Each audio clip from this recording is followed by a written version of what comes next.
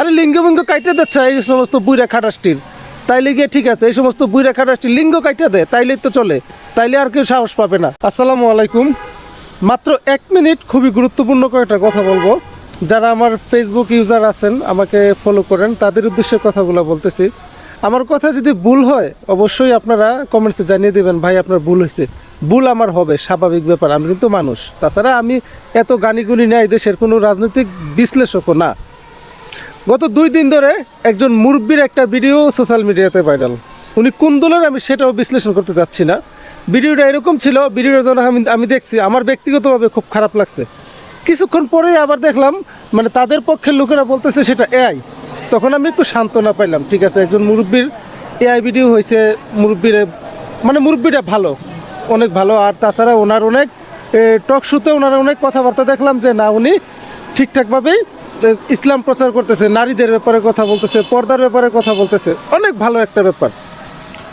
দুপুর হইতে না হইতে আরেকটা ভিডিও দেখলাম, ওনার প্রথম স্ত্রী বলতেছে ওই মেয়েটা মানে যার সাথে ওনার ঘটনাটা হয়েছে, উনি নাকি ওনার মেয়েটা নাকি ওনার দ্বিতীয় বউ। ইতিমধ্যে অনেক কিছু তথ্য আসলো, তাদের যে বয়সের ডিফারেন্স প্রায় একজন থেকে একজনের 45 থেকে 50 বছরের ডিফারেন্স। মানে মুরব্বীর বয়স 70 হবে, মেয়েটার বয়স 15 বা 16 হবে। এটা একটা জঘন্য বিষয় কিন্তু।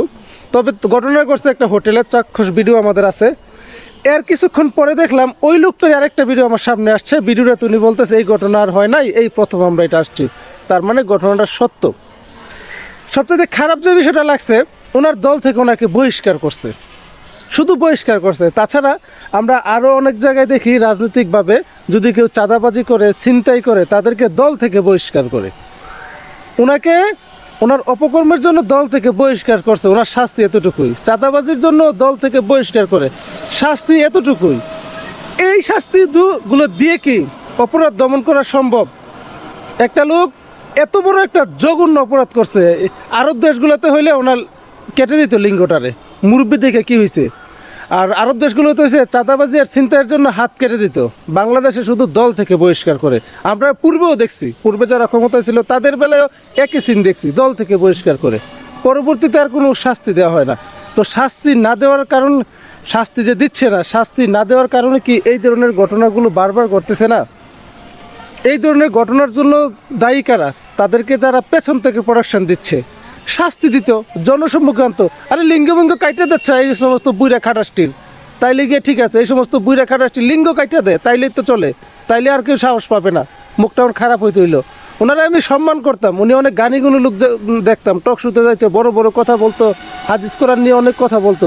উনি শেষ পর্যন্ত এই কাজটা কি করলো? এখন একদলাই সেটা পক্ষপাতিত্ব করবে। পক্ষপাতিত্বের কোনো বিষয় না। সব বেলায় দেখছি, অতীতেও দেখছি, এখনও দেখছি, হয়তো ভবিষ্যতেও এই মহামারীটা থাকবে। শুধু দল থেকে বহিষ্কার করবে কেন? দল থেকে বহিষ্কার না হয়ে কি এদেরকে শাস্তি দেওয়া যায় না?